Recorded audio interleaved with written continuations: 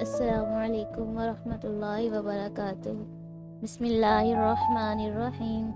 رب اشرح لی صدری ویسر لی امری واحلل عقدۃ من لسانی یفقہوا قولی۔ رب زدنی علما اللہم فقہنا فی الدین۔ آج میں آپ سے جس موضوع پر بات کر رہی ہوں وہ ہے کلمہ اور رسالت۔ اللہ تعالیٰ سے دعا ہے کہ وہ مجھے آپ تک حق اور سچ بات پہنچانے کی توفیق عطا فرمائے اور غلطیوں کو معاف فرمائے، آمین۔ دو عقیدے ہیں رسالت سے متعلق۔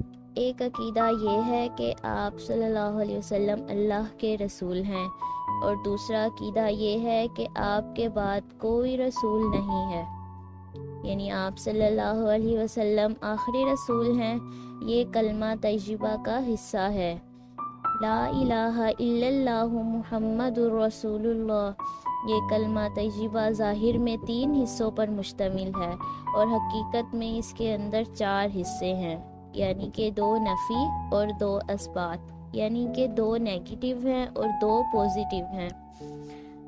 لا الہ یہ نفی ہے یعنی نیگیٹو، اور الا اللہ یہ اثبات یعنی پوزیٹیو ہے۔ محمد الرسول اللہ یہ بھی اثبات یعنی پوزیٹیو ہے۔ محمد الرسول اللہ میں یہ چیز شامل ہے کہ آپ کے بعد کوئی نبی نہیں ہے۔ لا نبی بعدہ یعنی آپ کے بعد کوئی نبی نہیں ہے۔ کلمہ طیبہ رسول اللہ پر ختم ہے، اس کے بعد کلمے کا کوئی لفظ یا حصہ نہیں ہے۔ لا نبی بعدہ اس کے مطلب کا حصہ نہیں ہے، یعنی کلمے کے مطلب کا حصہ نہیں ہے۔ یہ ان 4 چیزوں کے 4 مطالبے ہیں۔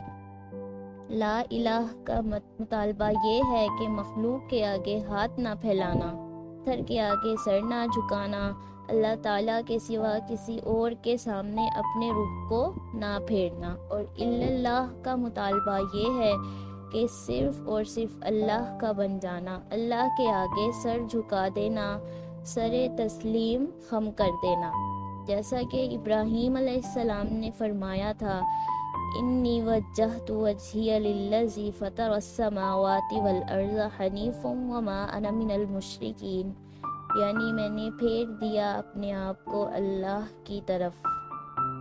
یہ الا اللہ کا مطالبہ ہے کہ زندگی اللہ کے بتائے ہوئے طریقے کے مطابق گزاریں۔ محمد الرسول اللہ یہ کلمے کا تیسرا حصہ ہے، اور اس کا مطالبہ یہ ہے کہ محمدی بن جاؤ۔ ترمذی کی ایک حدیث ہے، نبی اکرم صلی اللہ علیہ وسلم نے فرمایا کہ جب انسان سچے دل سے لا الہ الا اللہ کہتا ہے تو اس کے لیے آسمان کے دروازے کھول دیے جاتے ہیں، یہاں تک کہ وہ عرش تک پہنچ جاتا ہے، بشرط یہ کہ وہ کبیرہ گناہوں سے پاک ہو۔